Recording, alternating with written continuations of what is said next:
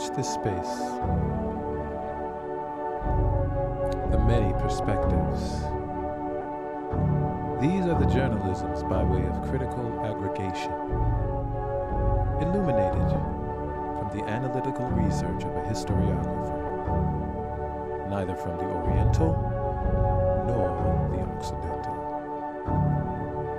Your engagement through a like, a share, and a subscribe will accelerate us at warp speed towards the continuation of our mission to truthfully go where no news will have been going before. Engage. Engage impulse engines. Engage. Engage. Engage. Engage. Engage. Engage. Engage. Engage. Engage. Engage. Engage. Engage. Engage. Engage. Captain. Engage emergency override. Engage. Engage. Engage. Engage forward shields, 35%. Engage. Engage the cloaking device. Engage. Of them. Engage them in conversation. Engage. Engage.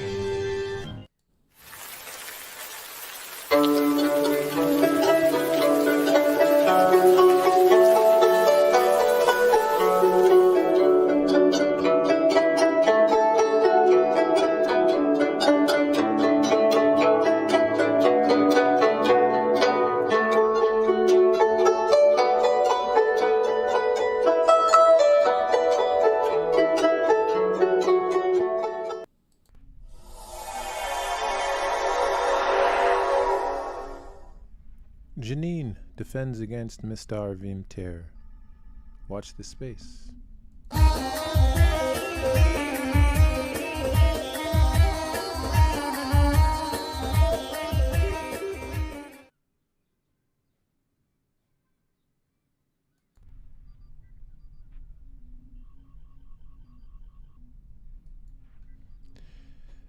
electronic intifada. Israeli death squads kill 4 in Jenin. Israeli occupation forces killed 4 Palestinians, including a child, during a daytime raid in downtown Jenin, a city in northern West Bank, on Thursday afternoon. Videos recorded by eyewitness and security systems appear to show that the undercover Israeli forces extrajudicially executed at least one of those killed during the raid. Among those killed was Nidal Kazem, a 28-year-old field commander for the resistance faction Islamic Jihad. The slain fighter is the cousin of Raed Kazem, who was killed in a shootout with police in Jaffa hours after killing 2 Zionists in Tel Aviv's bustling Dizengoff Street during a string of deadly attacks in Israel around this time last year. A 3rd Zionist later died from his injuries. The day after Raed Kazem was killed on 9 April 2022, Ahmed Nasser al-Saadi, a field commander for Islamic Jihad, was killed by Zionist forces during a punitive home demolition raid targeting a house in Jenin belonging to Raed Kazem's family. And in September last year, Raed Kazem's brother Abdel Rahman was killed in Jenin in an apparent extrajudicial execution. The Qassem brigades, the armed wing of Hamas, said that Yusuf Salih Shrahim, who was also killed during Thursday's raid, was one of its commanders. The other slain Palestinians were identified by the Palestinian Health Ministry as Omar Wadin, 14, and Louay al-Zugair, 37. Defense for Children International Palestine said that Omar Wadin was shot by undercover forces while riding his bike outside his parents' shop. The rights group said in a preliminary report that 2 civilian cars entered downtown Jenin at around 3 p.m. and without warning at least 5 undercover Israeli special forces dressed in plainclothes exited the cars and began firing live ammunition towards 2 young Palestinians on a motorcycle. Defense for Children International Palestine added that Zionist special forces shot one in the head and the other in the back and continued chasing and firing upon the one shot in the back, which is when Omar was struck with a bullet in his back. Omar Awadin is the 16th Palestinian child killed by Israeli police, soldiers, and settlers in the West Bank so far this year. According to the rights group, during the same period, a child in Gaza from injuries sustained in a Zionist strike last August. The Palestinian Authority Health Ministry said that 12 people were injured by live fire during Thursday's raid, 4 seriously. Video from the raid appears to show armed Israeli forces in civilian clothing getting into a silver sedan as shots ring out and a prone man lies on the road next to a motorcycle. Another video recorded from inside someone's home shows a different man lying on the ground near a motorcycle. The 4-second clip appears to show Israeli forces running up to the prone man and shooting him directly in the head with a pistol. The Tel Aviv Daily Haaretz said that the video shows Zionist forces shooting Nadal Kazem in the head while he lay prone and unarmed to confirm he is dead. Security camera footage recorded from inside a jewelry shop shows Zionist gunmen disguised as civilians deploying in the bustling commercial center as Palestinians going about their day flee in panic. Other video clips show Palestinians surrounding and throwing objects at the civilian vehicle in which the undercover forces were traveling before being dispersed by gunfire.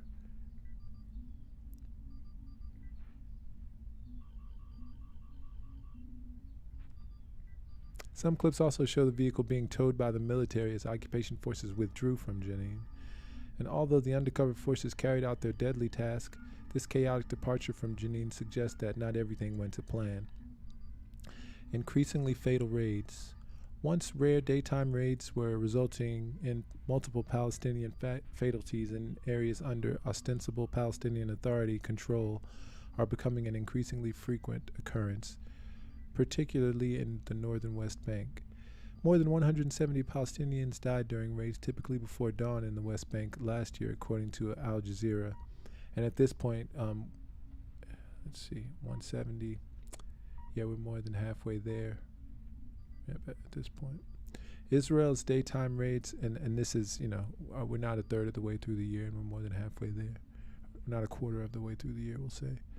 Israel's daytime raids are proven even deadlier as Palestinian bystanders are struck by Zionist forces' indiscriminate fire. A 3D analysis published by the Washington Post shows that the Zionist troops fired into a group of civilians in Nablus last month, killing a 16-year-old boy and a 65-year-old retiree near a mosque and a health clinic.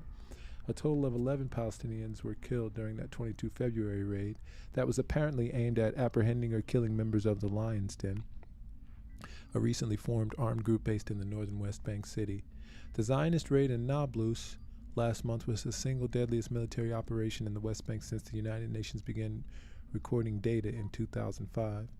According to an official with the world body, Zionist leaders appear to be aware that the pretext for the deadly raids are hollow and that attacks like the one in Nablus last month and in Jenin on Thursday only escalate violence and make Zionists less safe. Following the raid on Nablus, Zionist authorities were reportedly bracing for possible ripple effects from the operation, such as revenge terrorist attacks in the West Bank, Al-Quds, and the interior, or rocket fire from the Gaza Strip, according to the Jerusalem Post. According to some close observers, the new far-right government in Tel Aviv may be deliberately seeking a violent escalation to provide a pretext to implement its aims to formally annex West Bank land and further consolidate its colonial apartheid rule. Zionists may also deliberately terrorize the civilian populations of Jenin and Nablus in an effort to turn them against the resurgence of armed resistance in these cities, a strategy that Tel Aviv has tried in Gaza without success, but at great cost to more than 2 million Palestinians living in the besieged territory. In the end, Zionists may only be succeeding in turning people against the Western-backed Palestinian Authority, as it's proven totally unable to protect them from increasingly lethal incursions into the hearts of Palestinian cities. Khalid El-Gendi, an analyst with the Middle East Institute, a Washington think tank funded by the UAE and the state-owned Saudi Aramco oil company, points out that, according to a new poll, for the first time ever, a majority of Palestinians now support the dissolution of the PA. The PA, meanwhile, has escalated its own crackdown as part of a recent U.S. brokered agreement pressuring Ramallah to work with Zionists to de-escalate the situation in the West Bank to prevent further violence. The group Lawyers for Justice noted on Tuesday an uptick in arbitrary arrests by Palestinian security forces in the West Bank. Some Palestinians were arrested due to their participation in the funeral for Abdul Fattah Khrushchev, who was killed by Zionist forces in Jenin on 7 March in what may amount to an extrajudicial execution. Khrushchev is accused by Israel of shooting and killing 2 Israeli settlers in Hawara near Nablus in late February. Palestinian Authority police assaulted Khrushchev's funeral procession with tear gas canisters and used force to disperse mourners, causing the slain man's corpse to fall, the Palestinian Center for Human Rights reported. The scene was reminiscent of Israeli police's assault on the Jerusalem funeral for Shireen Abu Akleh, the legendary the legendary Al Jazeera correspondent who was shot and killed by an Israeli army sniper during a raid in Jenin in May last year.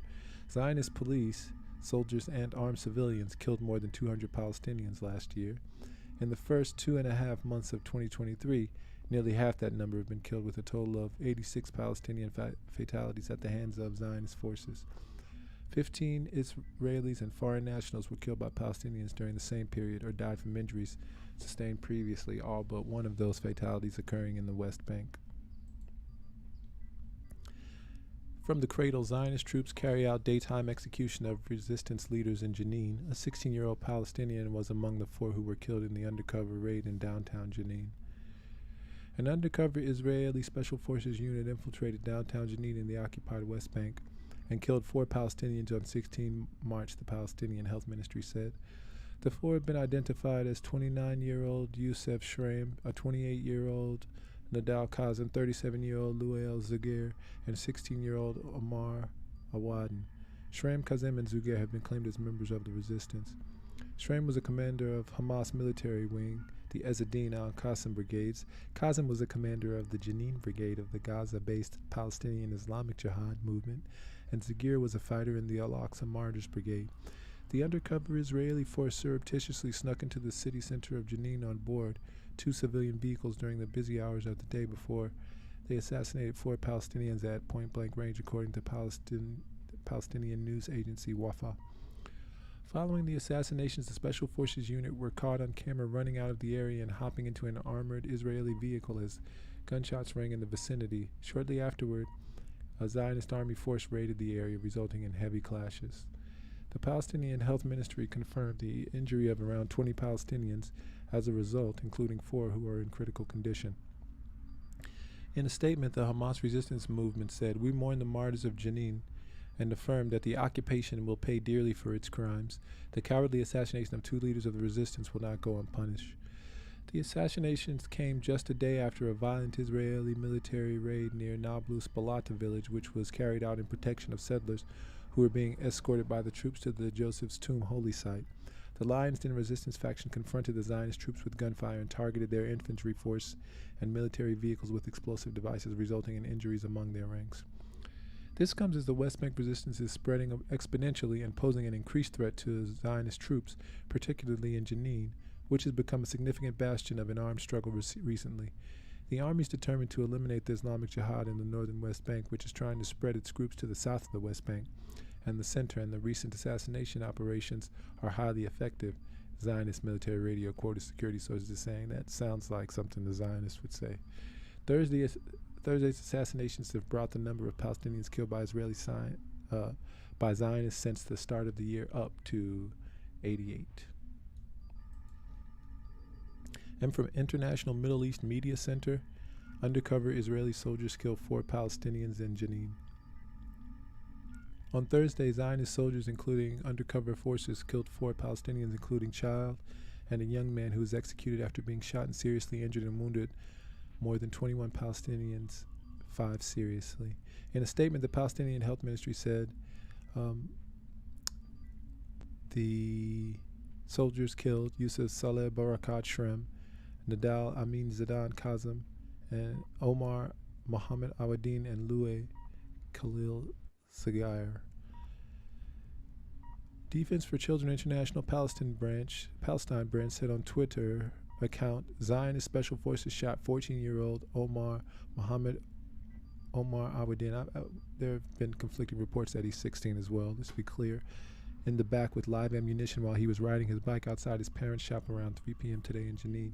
He was pronounced dead on arrival at Jenin Government Hospital. The health ministry added that the soldier shot at least 21 Palestinians, including 4 who suffered life-threatening wounds.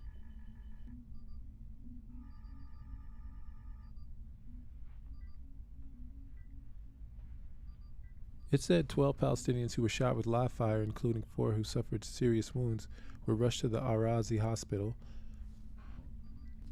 5 were moved to Jenin Government Hospital. 6, including 1 who was seriously injured, and 1 who was rammed by an army jeep, were moved to Ibn Sina Specialized Hospital. One of the wounded Palestinians, a child, Ahmad Farana, will be transferred to the Al-Maqasid Hospital in Jerusalem due to the seriousness of his wounds. Eyewitnesses said Zionist soldiers infiltrated the center of Jenin and executed the Palestinians before many army vehicles invaded the area and started firing dozens of live rounds at the Palestinians and surrounding homes and properties.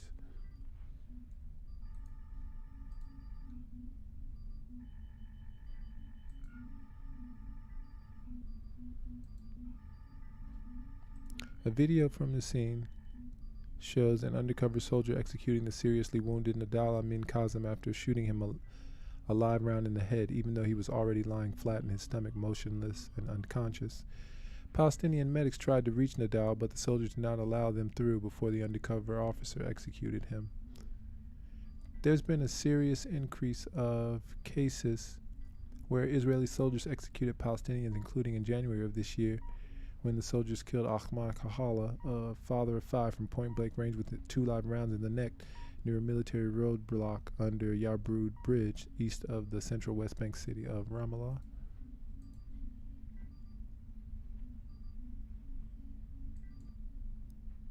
A similar incident occurred on December 2nd, 2022 in Hawara town, south of the northwestern bank city of Nablus, when the soldiers executed Ammar Hamdi Mifleh, 22, while he was lying on the ground after shooting Ammar on the ground once. The soldier then fired a total of 4 times.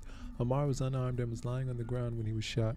After concluding its offensive in Jenin, the Israeli army said it carried out a joint operation with the undercover forces and intelligence officers, adding that one of the Palestinians, Nadal Amin Kazem, was a senior fighter of the Al-Quds Brigades of the Islamic Jihad and was behind serious attacks against Zionist targets.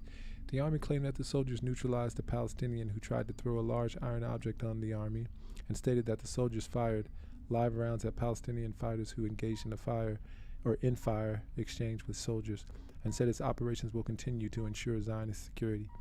The health ministry said the number of Palestinians killed by Zionists since the beginning of this year is 88, including 1 detainee who died in prison, and added that among the slain Palestinians are 17 children and 1 woman. It stated that 35 of the Palestinians are from Jenin Governorate, 21 from Nablus, 7 from Hebron, 6 from Jerusalem, 5 from Jericho and Jordan Valley, 5 from Kalkilia, 3 from Ramallah, 2 from Bethlehem, 1 from Salfit, 1 from Tubas, and 2 from the Gaza Strip.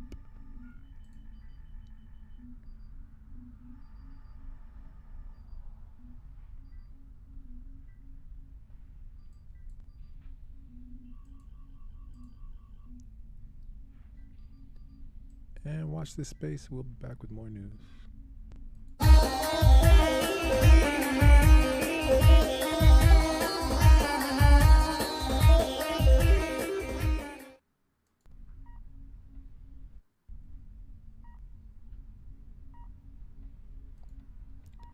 UAE suspending purchase of Zionist defense systems until government under control, media reports claim.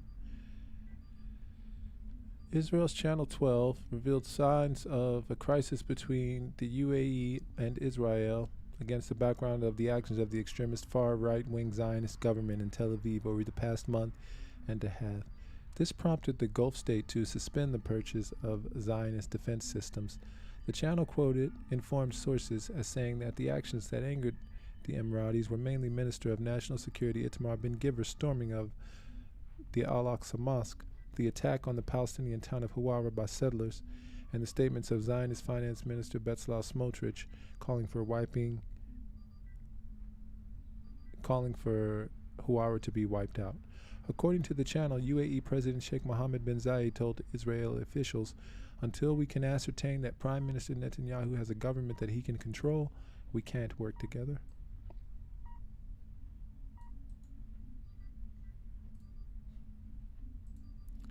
The channel noted that intelligence and security cooperation between Zionists and the UAE is, however, continuing.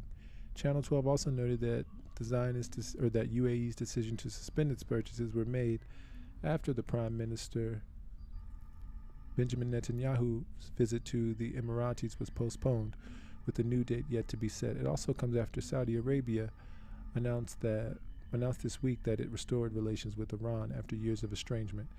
According to the Israeli channel, the Prime Minister's office issued a strong denial of this news, calling the report baseless and saying that Israel and the UAE are constantly holding fruitful diplomatic contact, including today.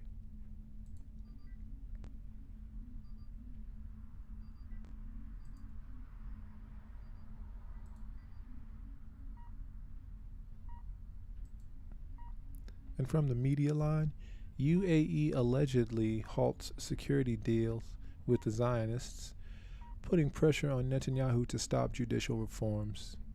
The potential risk to Zionist-Emirati relations may raise the political cost of moving forward with the judicial overhaul. Israel's Channel 12 News reported on Sunday that the United Arab Emirates plans to suspend some of its defense deals with Zionists in response to controversial statements and actions by the Zionist government. Prime Minister Benjamin Netanyahu issued a statement rejecting the veracity of the report and maintaining that there continue to be positive diplomatic relations between the two countries. Whether the specific report is true, the trend of increased criticism of Israel by Arab countries is evident. Even among those that recognize Zionist experts believe that this recent increase in criticism is meant to put pressure on Netanyahu to halt the judicial overhaul.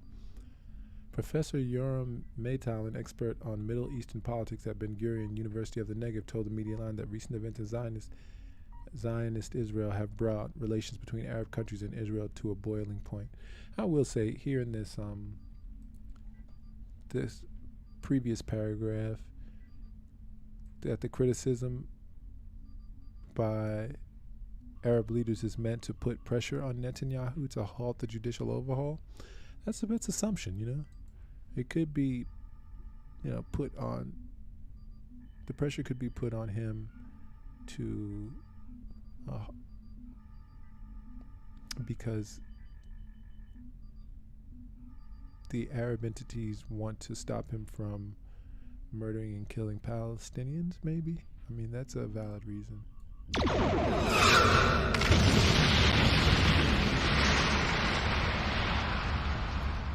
It really puts their government under heavy pressure with not only statements by ministers from the far right in Israel, but also with the tragic events like the one in the village of Huwara, Meital said. After 2 Israelis were killed by a Palestinian in the West Bank town of Huwara last month, Israel's settlers staged a mass attack on the town and surrounding villages, killing 1 man and setting fire to homes, businesses, and vehicles. Meital said that the pressure from Islamic countries itself might not lead Netanyahu to walk back the judicial reform, but that it would intensify the pressure already being applied to the U.S. and by Zionist citizens. How exactly Netanyahu will respond to the mounting pressure remains to be seen. No one can tell whether Prime Minister Netanyahu would completely shut down the judicial overhaul process or just try to modify it, and if the modification would be enough to calm down the resistance within and outside Israel. Professor Jonathan Reinhold, head of the Department of Political Studies at Bar-Ilan University, described the criticism from the UAE as one of the several factors increasing the political cost of moving forward with the judicial reforms. Reinhold noted that Netanyahu is seen politically as a fantastic diplomat, fantastic in the security area, and fantastic economically. It would be a serious blow to his reputation for the UAE to pull out of the security deals. Yet, and again, there's this underlying narrative that the judicial overhaul has something directly to do with the UAE. I mean, it does in a way, but I think that the reaction is more so from atrocities, Zionist occupied government atrocities on Palestine. Maytal noted that the UAE's comment should be understood in the context of shifting Middle East dynamics.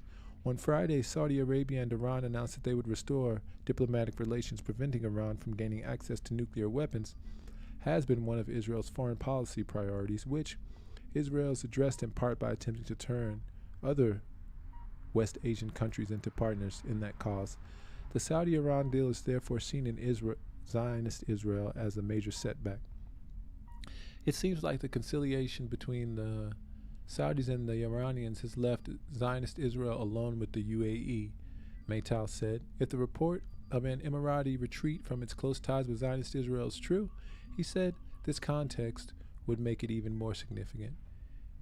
In the worst case scenario, the UAE could decide to cancel its diplomatic mission in Israel and call an end to normalization agreements, including those about borders, tourism, and cooperation in other fields, Maytal said. For now, Maytal said the situation's now gotten to the point I think that they're trying public diplomacy now just to protect their concerns or project their concerns about the developments in Zionist Israel, he said. We're not at the point where they're using all the cards that they have in their hands. This is the part that I think is most pertinent. It's that you can see these Islamic leaders aligning to show diplomatically that they disagree. And you can also tell that there will be further steps, that there's more to come.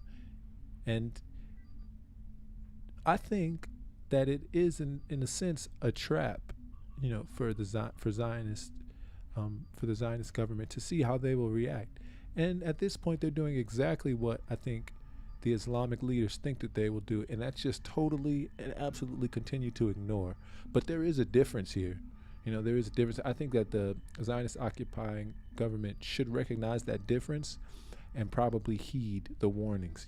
I keep hearing from different Islamic factions, and if you hear the same thing from different people, they're united in that same thing at least. So I hear from Islamic groups and Islam, period, my patience is running out.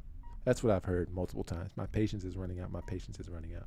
So we'll see how this progresses, how the diplomacy progresses maybe into something more. And regardless of the veracity of this report, the news of the UAE's disapproval may lead more Israelis to express their opposition to the judicial overhaul, Reinhold said. And this guy, Reinhold, what kind of expert is this guy? His name is Reinhold. The more signs there are of, not that someone named Reinhold couldn't be an expert, I'm just saying his name is Reinhold. He said, the more it encourages other people to oppose it and to oppose a legal coup, the more signs that there are of opposition to Netanyahu. Reinhold noted that with Netanyahu's majority in the Knesset and with upcoming elections several years off, Zionist public opinion about the judicial overhaul may have a relatively small impact on the process.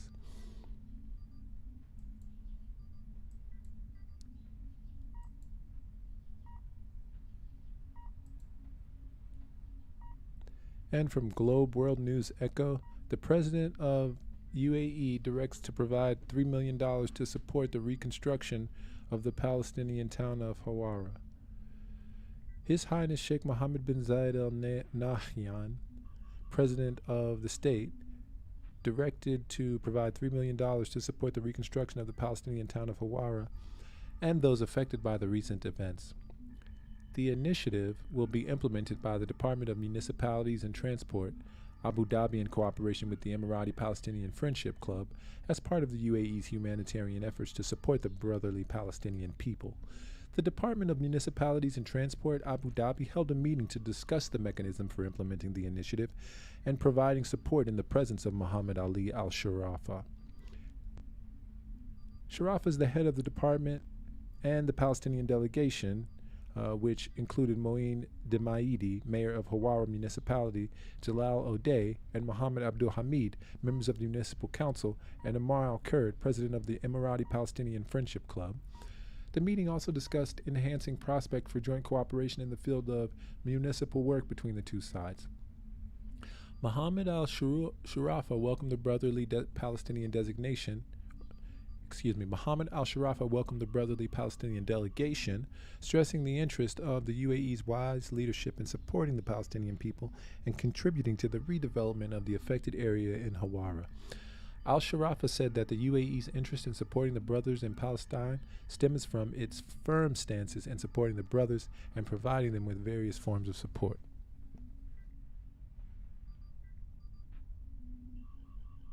Yeah, and note that brother language there as well. Something to be recognized. And from Al Arabiya News, UAE orders provision of $3 million to rebuild West Bank village of Hawara. UAE President Sheikh Mohammed bin Zayed has ordered the provision of $3 million to help rebuild the West Bank village of Hawara and support those affected after it was set ablaze by hardline Jewish settlers. The initiative, which is in line with the UAE's humanitarian efforts to support the Palestinian brotherly people, will be implemented through Abu Dhabi's Department of Municipalities and Transport in cooperation with the Emirati Palestinian Friendship Club, state news agency WAM reported on Thursday. Hawara, a Palestinian village near a major road checkpoint, has become the latest flashpoint between Zionists and Palestinians after months of worsening violence in the occupied West Bank. Scores of Israeli settlers went on a violent rampage in Hawara last month, setting dozens of cars and homes on fire after 2 settlers were killed by a Palestinian gunman there. The rampage prompted international condemnation, but Zionist government, which is made up of pro-settlement ultranationalists, expressed little outrage and only called on the perpetrators not to take the law into their own hands. However, some lawmakers went even further, including Finance Minister Bezalel Smotrich, who said Hawara should be erased, but by state authorities and not by private citizens. And let's note that the state authorities enable the private citizens, that the state authorities literally accompany the private citizens, that the Zionist occupying government accompanies the Zionist occupiers. It's the definition of fascism.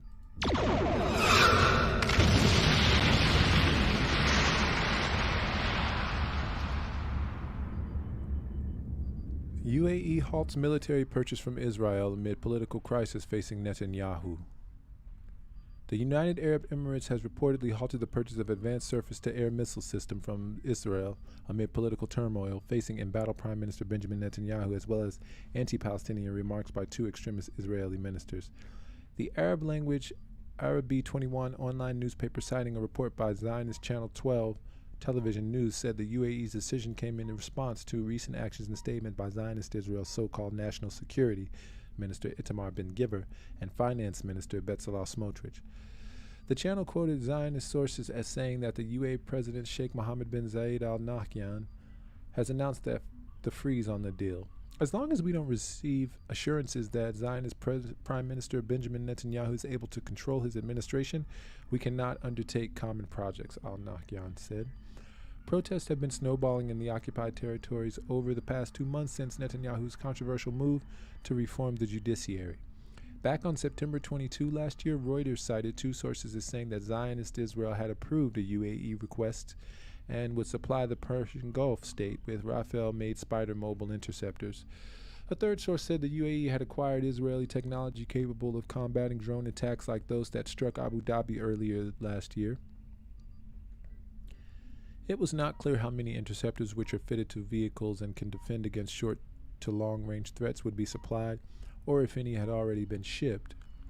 Back in 2020, the UAE and Bahrain signed U.S.-brokered agreements with Israel to normalize their ties with the regime. Some other Arab states, namely Sudan and Morocco, followed suit soon afterwards. The normalization deals have sparked widespread condemnations from the Palestinians, as well as nations and human rights advocates across the globe, especially within the Muslim world. Palestinians regard ministers of the new Israeli cabinet, especially Ben-Gvir and Smotrich, as racist and fascist for publicly advocating for the expulsion of Palestinians and the demolition of their homes, supporting Israeli extremists groups repeatedly attacking Palestinians and stirring incitement to racism against Arabs and non-Jews. Earlier this month, Smotrich caused an uproar when he said the Palestinian town of Hawara, south of Nablus, should be wiped out. I think the village of Hawara needs to be wiped out. I think Zionists should do it, he was quoted as saying by Zionist media outlets on March 1. Smotrich's remarks were met with condemnations from the European Union and many countries around the world as incitement of violence and terrorism.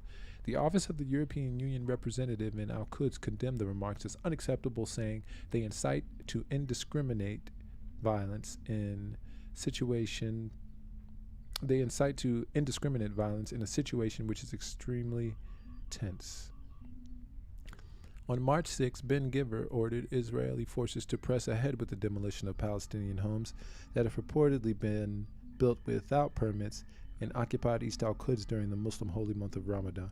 According to the Zionist public broadcaster Khan, the announcement came despite the fact that the occupying regime had not carried out home demolitions during Ramadan in the past years in order to avoid tensions with Palestinians and their subsequent retaliatory operations.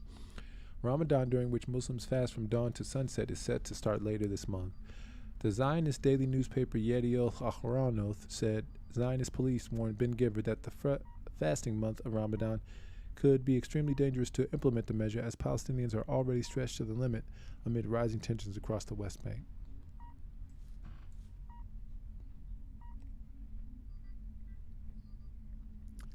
And from Tasnim news agency, Iran appoints new ambassador to UAE as ties improve.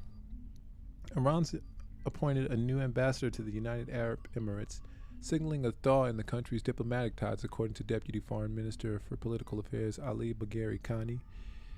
Iran's appointed its new ambassador to UAE. The administrative procedure of his credentials is almost complete and will travel to Abu Dhabi in the near future, Bagheri Khani said. The announcement came as Secretary of Iran's Supreme National Security Council, Ali Shamkhani, visited Abu Dhabi to strengthen economic and security cooperation between the two nations. During his visit, Shamkhani met with UAE's National Security Advisor Sheikh Tahnoun bin Zayed Al Nahyan. Shamkhani emphasized the importance of cooperation and convergence over hostility and divergence in resolving challenges forced by the region. The visit also comes after Iran and Saudi Arabia announced their decision to restore diplomatic relations, including reopening their embassies and diplomatic missions within 2 months. Neighboring Arab states have welcomed the rapprochement between the two regional powers. All right, watch this space. Remember, your engagement through a like, a share, and a subscribe will accelerate us at warp speed towards the continuation of our mission to truthfully go where no news will have been going before.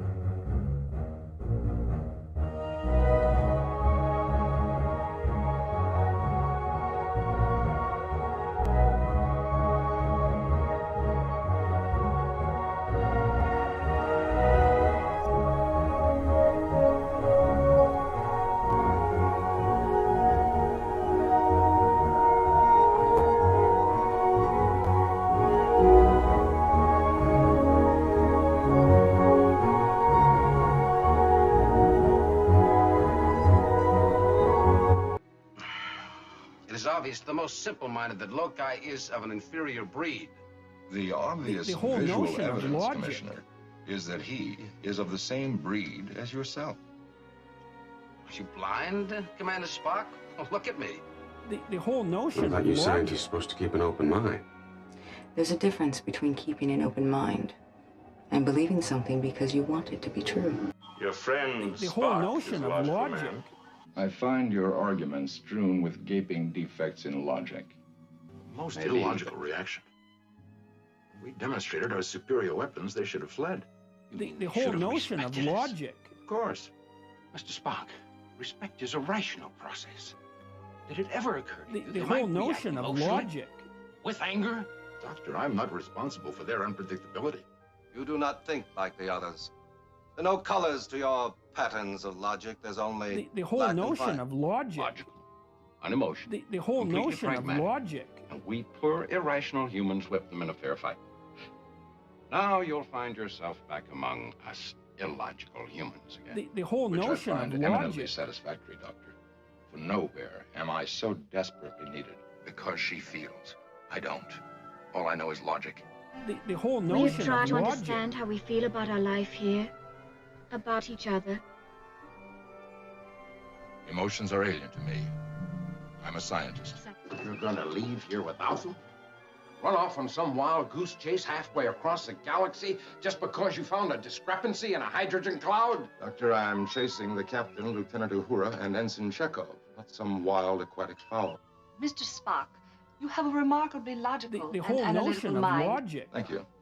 I prefer the concrete, the graspable, the provable. You'd make a splendid computer, Mr. Spock.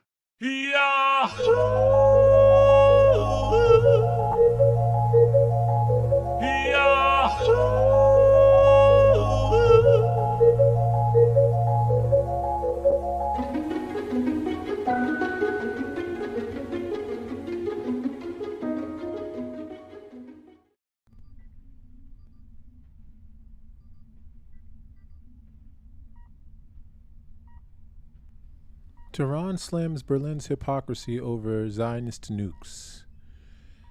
Iranian foreign minister spokesman has slammed as hypocritical Berlin's stance towards Iran's peaceful nuclear program as the European country remains silent on Zionist nuclear arsenal, which is a threat to the region and the world. In a statement on Friday, Nasser Kanani reacted to remarks by German Chancellor Olaf Scholz in a joint press conference on Thursday with visiting Israeli Prime Minister Benjamin Netanyahu. It's strange that German officials introduce Iran's peaceful nuclear program, which is under the most strict supervision of the International Atomic Energy Agency, as a threat, but say no word about the extensive nuclear arsenal of the fake occupier and the anti-human Zionist regime, which threatens the region and the world, said the spokesman. Scholz repeated the Western countries' claim that Iran was trying to develop nuclear weapons and said that Tehran should not be allowed to have nukes. He also said Germany gives priority to diplomacy for resolving this issue, while also claiming that Iran was a real threat. Independent countries and the world's public opinion are fed up with such double standards and behaviors and are gradually becoming more confident in their conclusion about how far the claims and allegations of some Western governments against the Islamic Republic of Iran are hypocritical and invalid, Kanani added. Iran showed to the world the peaceful nature of its nuclear program by signing the JCPOA with 6 world states, namely the U.S., Germany, France, Britain, Russia, and China in 2015. However, Washington's unilateral withdrawal in May 2018 and its subsequent reimposition of sanctions against Tehran left the future of the deal in limbo. Meanwhile, other signatories to the deal, including Germany, failed to safeguard Iran's interests under the deal. Negotiations between the parties to restore the deal kicked off in Vienna in April 2021 in a bid to salvage the JCPOA. The discussions, however, have been at standstill since August 2022 due to Washington's refusal to remove the sanctions and offer guarantees that it will not exit the agreement again. The West's hype over Iran's nuclear program comes as the Israeli regime's the sole professor of nukes in the Middle East. Zionists, which pursue a policy of deliberately ambiguity or deliberate ambiguity about its nuclear weapons, is estimated to possess 200 to 400 nuclear warheads in its arsenal. Despite Iran and the Zionists having not signed the treaty on the non-proliferation of nuclear weapons, and continues its unsupervised nuclear activities with the support of the United States and its European counterparts. And from Ashok al-Assad, Berlin calls for resolving differences over Iran's nuclear file. German Chancellor Olaf Scholz on Thursday called for resolving differences over the Iranian nuclear efforts and expressed his concern about the real danger posed by Tehran's program. Speaking alongside Prime Minister Benjamin Netanyahu after talks in Berlin, Scholz said Germany and other countries are working to prevent Tehran from obtaining nuclear weapons. Zionists should not be threatened, he affirmed. Meanwhile, Netanyahu wrote in his Twitter account that Zionists will do what they need to do to defend themselves against those who want to annihilate the Zionist state. Zionists will also act against Iran's aggression and terrorism. Those who perpetrate terror attacks against Zionists and those who send them will pay a heavy price, he said. On March 7th, France, Germany, and the UK gave a joint statement to the IAEA Board of Governors on Iran's implementation of its nuclear commitments under the JCPOA. The E3 said they're especially alarmed by the recent sampling at Fordow, which showed the presence of highly enriched uranium particles to 83.7%. And this is significantly inconsistent with the level of enrichment declared by Iran, and Iran has yet to convince us that this was due to its claimed unintended fluctuations, the statement said. Well, the IAEA feels different about that, I think. Early this month, the IAEA said Iran has given sweeping assurances to the UN nuclear watchdog that it finally assists a long-stalled investigation into uranium particles found at undeclared sites and even reinstall removed monitoring equipment. Outside of the removed monitoring equipment, I'm not really sure about the rest of that. This article is going by the wayside, as they say.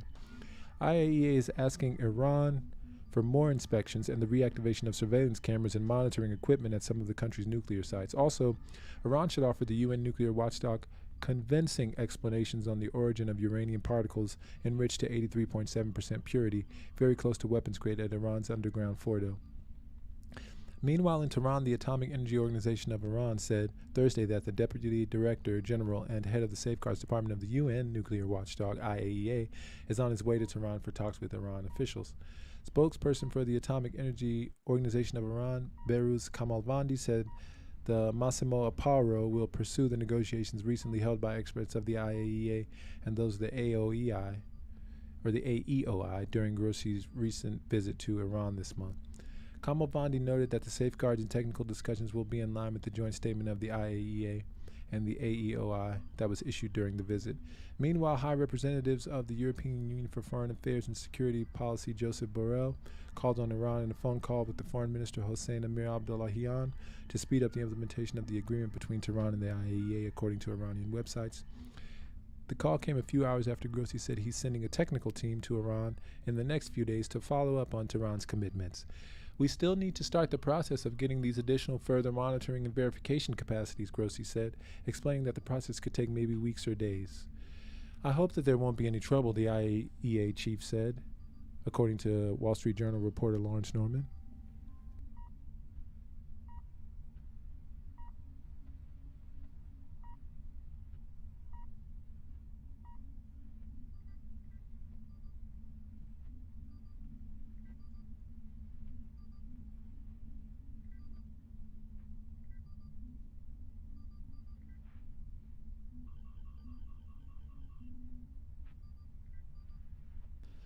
Also, U.S. Special Envoy for Iran Robert Malley said he met with Grossi and discussed the IAEA chief's recent meetings in Tehran this month.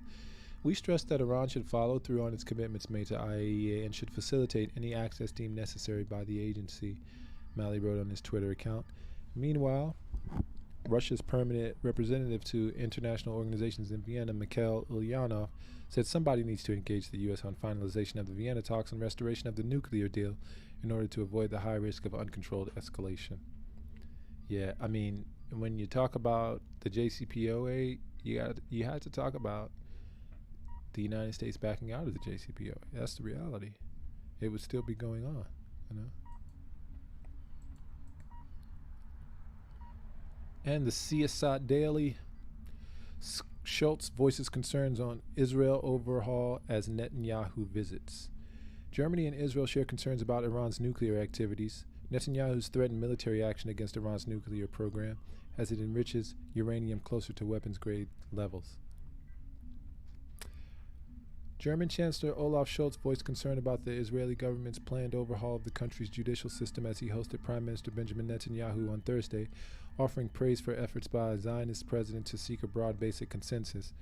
Netanyahu met with German leaders in Berlin the day after Zionist President Isaac Herzog unveiled a compromise proposal for overhauling the legal system, an approach that Netanyahu rejected.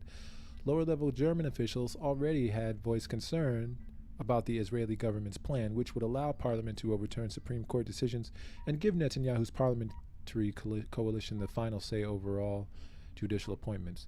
Germany is a close ally of Israel in Europe and is tended to refrain from strong public criticism of its government. As close friends of Israel with shared democratic values, we're following this debate very closely, and I can't hide the fact that we're following it with great concern, Schultz said at a news conference along Netanyahu. The independence of the judiciary is a precious democratic asset. We agree on that. It's good and valuable that President Herzog talked to a large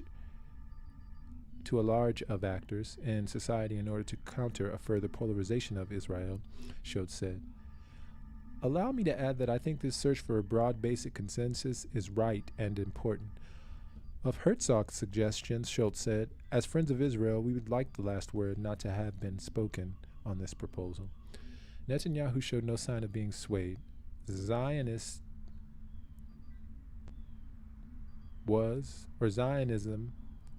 Israel was, is, and will remain a liberal society. The Prime Minister argued that appeals for discussions with the Israeli opposition were met with complete refusal and that there's a desire to reach a moment of crisis, perhaps a governmental breakdown, a search for new elections. If that continues, that's regrettable, but we'll do whatever we think's the right thing to achieve something that corrects the imbalance that exists today between the branches of government and yet, at the same time, could over time be accepted as the best solution for Zionist Israel in line with my principles of keeping Zionist Israel a liberal, balanced democracy. The leading of the Central Council of Jews in Germany, Joseph Schuster, met Netanyahu himself earlier Thursday. Schuster said he voiced concern to the Prime Minister that his government is increasingly dividing Israel's society and is squandering confidence in democratic Israel. German news agency DPA reported. Around 500 Zionist Israelis protested at Berlin's landmark Brandenburg Gate, waving Zionist Israeli flags, singing and holding up banners against Netanyahu's visit. He's destroying our Zionist democracy for the sake of staying out of jail, Nasak Philip, a project manager in construction who moved to Berlin 9 years ago, said. He's sacrificing the whole country to protect himself and his family. Germany and Zionist Israel share concerns about Iran's nuclear activities. Netanyahu has threatened military action against Iran's nuclear program as it enriches uranium closer to weapons-grade levels. Germany is one of those world powers that entered a 2015 deal with Tehran to address concern about Iran's nuclear ambitions. The agreement unraveled after then-President Donald Trump unilaterally withdrew the United States. The Jewish state will do everything necessary to prevent Iran from obtaining nuclear weapons, period, Netanyahu said, without giving details. Our hope is that we will ultimately succeed in preventing this with a diplomatic solution, Schultz said. I know the Jewish state will, a Jewish state should prevent a country from having nuclear weapons if it doesn't have it. But what about a Zionist state? And is the state really Jewish if it has nuclear weapons? I don't know. It's a question.